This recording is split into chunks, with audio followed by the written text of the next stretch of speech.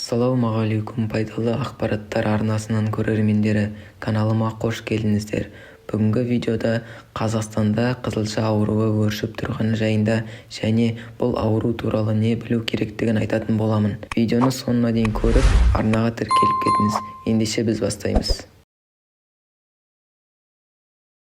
Қызылша инфекциялық жұқпалы ауру, көбіне балаларда кездеседі. Кейбір кезде соңы қайғылы жағдаймен аяқталуы мүмкін. Ауруға қарсы екпе алмаған адамнан оны жұқтырып алу әбден мүмкін. Негізгі белгілері: әлсіздік, дене қызуының көтерілуі, бас ауруы, ұйқысыздық, тамаққа тәбеті болмау, мұрын бітеліп, құрғақ жөтел болуы мүмкін. 3-8 күнде денесіне бөртпе шыға бастайды.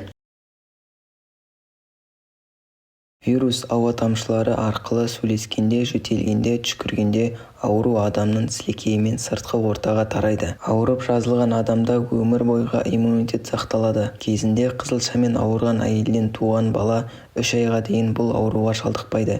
Өйткені оның бойында анасынан берілген аурудан қорғайтын қарсы денелер уақытша сақталады. Қызылшамен ауырмаған және егілмеген адамда кез келген жаста, тіпті өмір бойы бұл ауруға шалдығу қаупі сақталады. Егер аурудың белгілері байқалса, сау адамдарға жұқтырмас үшін қарым-қатынасты дереу тоқтату керек. Мұндайда бірден емханаға бару керек. Зертханалық сынамаларын алғаннан кейін диагнозды инфекционист дәрігерлер қояды. Ауру адам қан және зәр тапсырады. Дәрігерлердің жолдамасымен тағы да қажетті анализдерді тапсыру ықтимал. Дәрігерлер аурумен қарым-қатынаста болған адамдардың бәрін 21 күн бойы тексереді. Вирустың алдын алмаса, пневмония, энцефалит ауруларына шалдығу қаупі бар. Сол үшін дер кезінде дәрігерге жүгіну керек. Көбіне қызылшамен 5 жасқа дейінгі балалар немесе 20 жастан асқандар ауырады. Оларда құлақ қуысы, мойын тұсы ауырады. Көз ауруы барларда соқырлыққа дейін асқыну қаупі болуы мүмкін. Сондықтан учаскелік дәрігер ауруды жиі бақылап тұруы тиіс.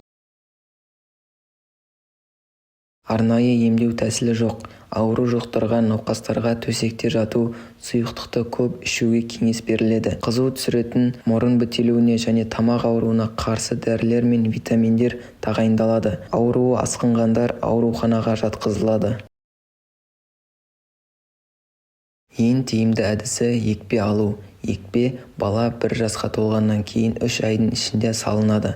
Одан соң 6 жасында тағы салынады. Дәрігерлер екпе алмағандарға емханада оны тегін салдыруға болатынын ескертеді. Алдын алу шарасы ретінде бөлмені жиі желдетіп, ылғалды тазалау жұмыстарын жасау ұсынылады. Науқас адамның үйіне ауру өршіп тұрғанда адам көп жерлерге бармауға кеңес беріледі. Халық көп шоғырланған орындарда маска киіп жүруі көмектеседі. Міне достар, бүгінгі видеомыз өз мәресіне жетті. Бүгін сіздер қызылша қандай ауру екенін, оны қалай алдын алуға болатынын және қалай емдеуге болатынын білдіңіздер.